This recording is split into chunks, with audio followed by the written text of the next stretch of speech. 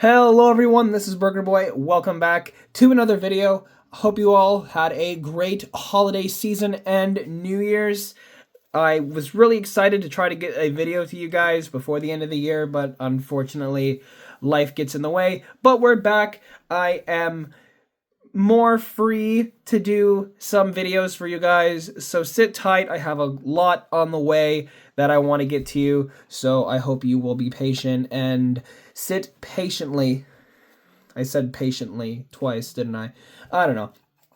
I haven't recorded a video in a while, if it's not obvious. So today we are doing a Scareclaw Fiendsmith deck profile. I'm really happy with this deck. It is a lot of fun. Shout outs to Spanko Yu-Gi-Oh for the inspiration for this list. I will leave a link down in the description to his video.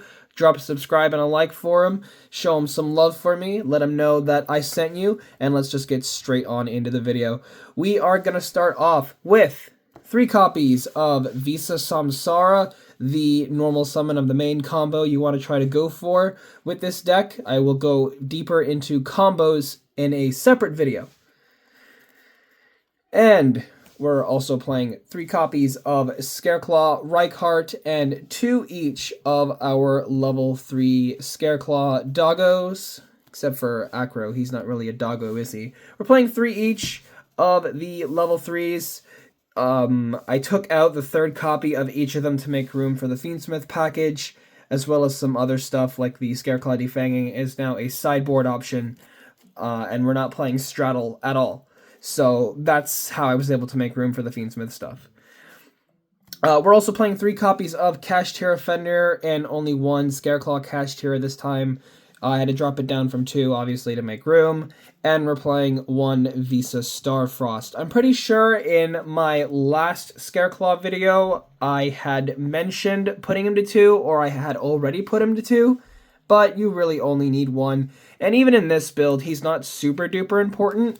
It might just be a smart decision to cut him altogether. There's very few situations where he can be relevant, although the situation where you will find you need him and you've either sided him out or you don't play him at all, you'll be like, damn, I wish I was playing some Visa Starfrost, or damn, I wish I didn't side him out. The reason why, for me, I say that he's not that useful in this build is because Samsara counts as Starfrost on field and in grave, and it's just a level 4 normal summon, and you can't normal summon this guy without a tribute. And his special summoning condition is too situational for it being consistent enough. Although, like I said, it's that 1 in 100 times where you need him and you don't have him, it's the worst. So, reluctant keep for this build. But if you guys want to go ahead and try out this deck, by all means, cut Starfrost if you feel like it's necessary for your game plan. And into the Fiendsmith stuff, of course, we're playing 3 copies of Engraver, 1 Lacrima, and 1 Lurie, all staples in a Fiendsmith build. Some people like to play around with these ratios when doing a hybrid build. Some people will only play 2 Engraver. I even had a friend suggest to me only 1 was necessary, but being able to have the extra in hand, go full combo, and then using this guy to add Tract, to add Lurie, discard Lurie, summon Lurie, being able to put that extra body on the board can be very handy in a lot of situations where you need an extra material for a Link summon or something like that. And for the hand trap package, triple Ash and triple Droll. That's right, we have Droll in the main deck now. I believe that this is a completely new addition. Yes, it is. I was not main decking Droll in the last build, but because of the small spell and trap engine, we do run a lot of monsters, but we do have room for the triple Droll main deck, which I'm very happy with, because when I side him, I never draw him. But now that I main him, I draw him all the time. So there's no flaw in that logic whatsoever, and I refuse to be swayed on that opinion. Anyway, spells and traps. We're going to be playing 2 copies of Primitive Planet Reichphobia. Same as in the last build, there's just a billion ways to get to this card. Any Visa Starfrost or Scareclaw name gets this instantly off of your Lightheart, so you're pretty much playing 20 copies of this card, because so many cards get into it.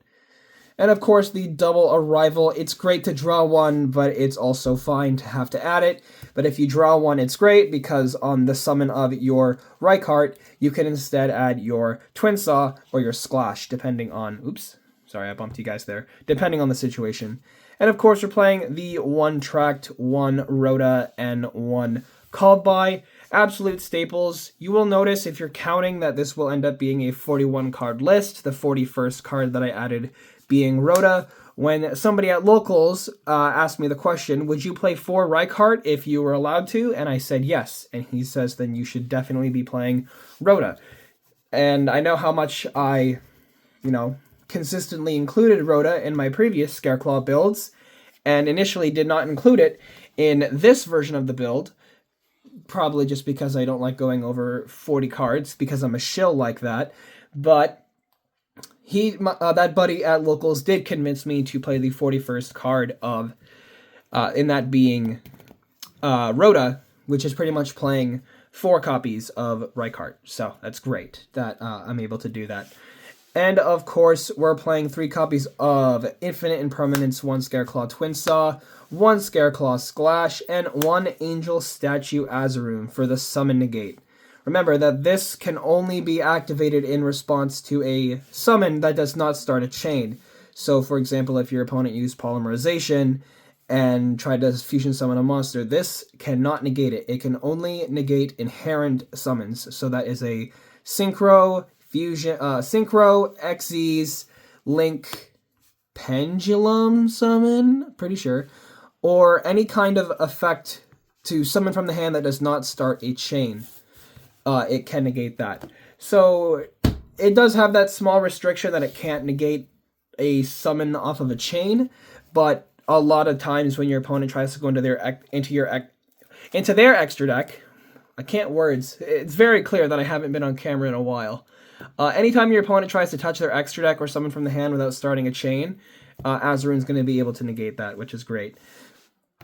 And of course, we're playing 2 copies of Lightheart and 2 copies of Tryheart yet again. If you wanted to go for the pure Scareclaw build and you can't afford the Fiendsmith stuff, that's totally fine. Play 3 Tryheart and 2 Lightheart. No sense in playing 3 unless you're playing the 3rd field spell, but because it's so accessible, it would just be a wasted slot for your extra and for your main deck. So playing 2 and 3 in a pure build is totally fine, highly recommended, but because this is not a pure build, I'm playing 2 and 2. And of course, for the Fiendsmith package, 1 Moon, 1 Requiem, and 1 Sequence, all really, really good cards. These are affordable. I'm pretty sure I got this Requiem for like $5, but it is the Engravers and the Lacrima of the Crimson Tears that are going to run your pockets quite a hefty amount. Luckily, I was able to get them while they were kind of cheap comparatively to anywhere else. Shout outs to Dark Fox TCG for hooking me up with those Engravers. If you guys are in Canada or northern states where shipping is available to you from Dark Fox TCG, I highly recommend that you guys check them out. That's my local shop. I go there all the time. Love them. Great people there. Definitely check them out if you're looking for pretty decent prices on singles for the most part. And of course, we're playing 1 Cross Sheep. Sometimes I never really need to summon it, but there is the off chance where, I need the extra body and I can get that through Cross Sheep, which is great.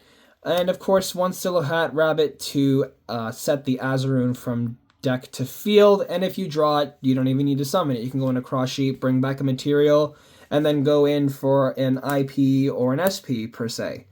And of course, to round out the rest of the extra deck, we're playing 1 copy of Agnum Day. This was Access Code Talker for a spell, but Agnum Day is 1 less material, and it makes your Desiree massive, and gives it piercing, which is great. So I highly recommend playing Agnum Day above Access Code Talker if you're playing the Fiendsmith engine in this build.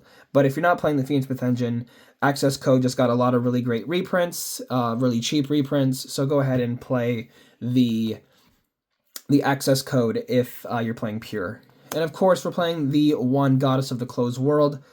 Sometimes I never summon it, but when I do need to, it comes in clutch, like getting over towers. You can easily put 4 bodies on field, and if your opponent has no interruption, you can just use one of their towers or a monster that's kind of difficult to get rid of as the 5th material for this card summon, and then you can feel free to attack directly, you know, without having to waste your banish and your battle phase on an SP, something like that. And of course, the 1 Astrolaud, this does come in handy a lot, gets rid of troublesome monsters, becomes massive, can't be destroyed by battle, really, really good.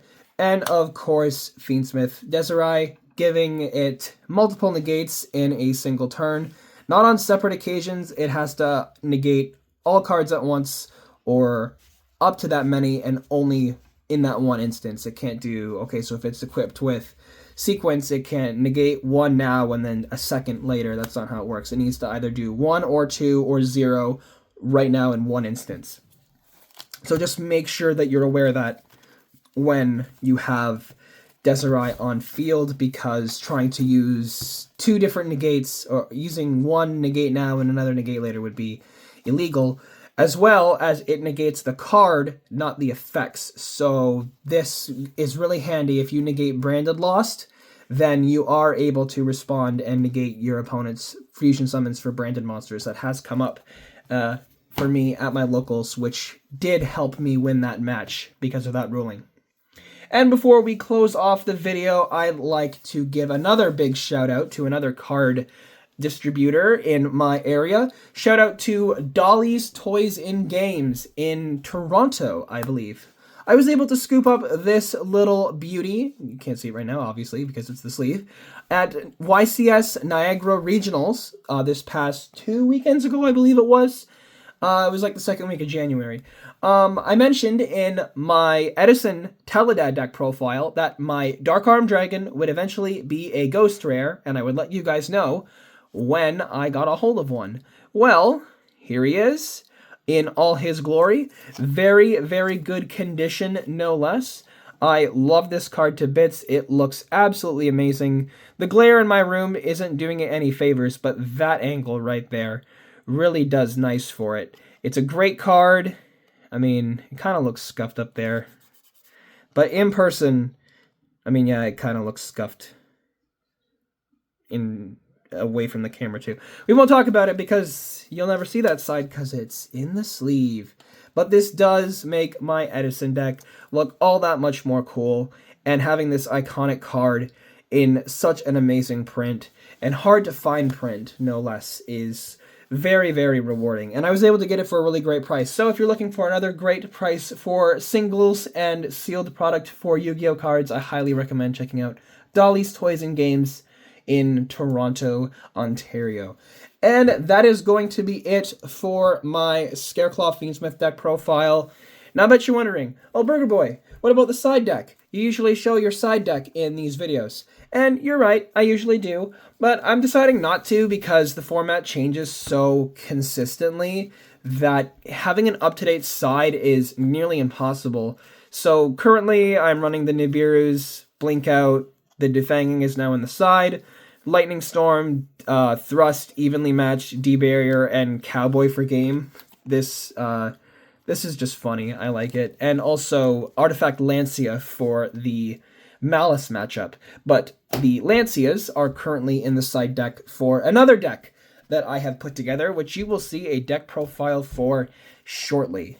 And by shortly, I would intend that to mean a few days after this video's release, but it'll likely be a few weeks because I get distracted with work and life and whatnot, and some days I just want to come home and relax and lie down instead of recording a video.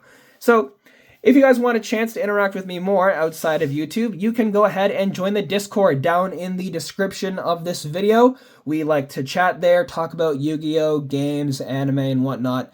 And if you're not really that much into Yu-Gi-Oh, there are also other card games that that members play in that server, such as Magic the Gathering, Digimon, Pokemon. So if you're just here for me and you want to join in on my community away from Yu-Gi-Oh stuff, there's always anime and games that you could be talking about. We also talk a lot about food, because we're big foodies in that group. And you'll get to meet a lot of my close friends from locals and online. So if you want to, chat and hang out with like-minded people such as yours truly, I really recommend that you do so. I'd love to meet all my fans. You guys mean a lot to me. You guys gave a lot of growth to my channel, you know, comparatively to last year, or 2023.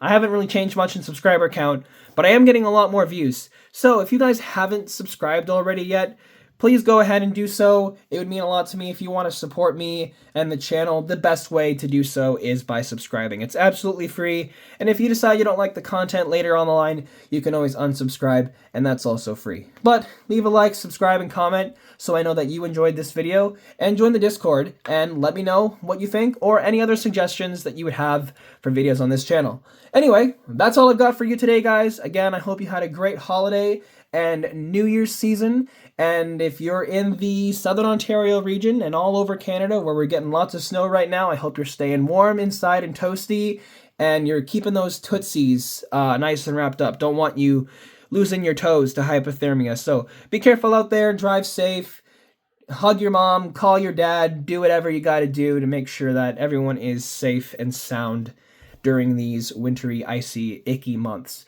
Thanks guys so much for watching, and I'll see you in the next video. Peace out.